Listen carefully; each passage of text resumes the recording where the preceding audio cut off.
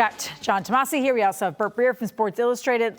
We talked just golf to death, but I think what people are wondering now is, will Saudi money start infiltrating other American sports, most importantly, the NFL? What do you think, Breer? Could it happen? It's something I have heard the Saudis have their eyes on. And part of it is like the idea of diversifying from their economy just being based on oil and getting more into sports, getting more into entertainment. The hope is that that leads to more tourism in Saudi Arabia.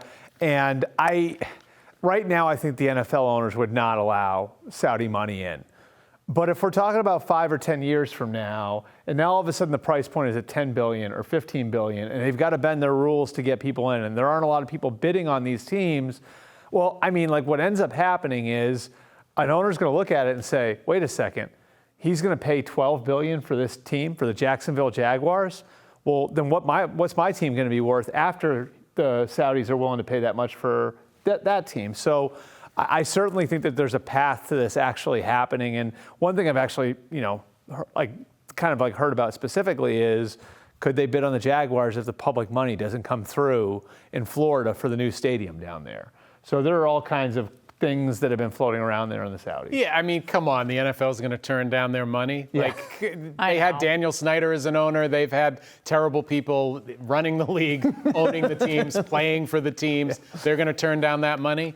No chance, Trenni. And here's my thing. You look at English soccer. They've totally upended the whole system to the point where John Henry seriously considered selling Liverpool. They're now, Karim Benzema just signed for like $600 million to go play in Saudi Arabia. They have more money than God. So when Bert says one of them might step up with $10 billion, how about $25 billion? I mean, there's no limit to their wealth. So they. But at what the NFL is marketed in China. The NFL is in bed with Nike, and if we want to get into like what the entanglements are there, like there's a Nike swoosh on every uniform.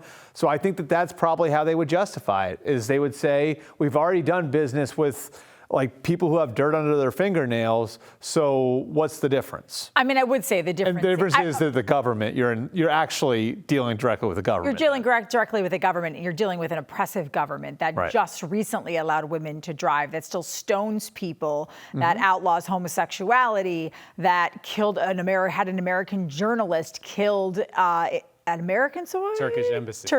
Yeah. Turkish, thank you. Turkish embassy. So that to me is where it differs, and where it's not just getting your fingernails a little dirty. It's closer to China than it is. I mean, Nike has a lot of issues, but at the end of the day, they're not having people murdered behind the scenes. Yeah, you might as well sell to Putin. Give Putin a team. Like if you want to sell to the Saudis, you might as well sell. I think like all these points are points well taken. But again, I think we're going to get to a point here soon. The Commanders just sold for $6 billion, and that's with the knowledge that everybody bidding on them was going to have to invest another couple billion in a stadium. So the price point for that team is actually probably going to be wind up closer, like when you talk about de facto price, like $8 billion. Like where this is going and what the Seahawks are going to command in a couple of years when you've got the old Microsoft money and Bezos bidding on them, it's going to go to a place where there's going to be very few people that are capable of bidding on a team. Is there any way at some point where the money becomes so much that it ruins the sport? Which I know is a weird question, but where you start to, where you start,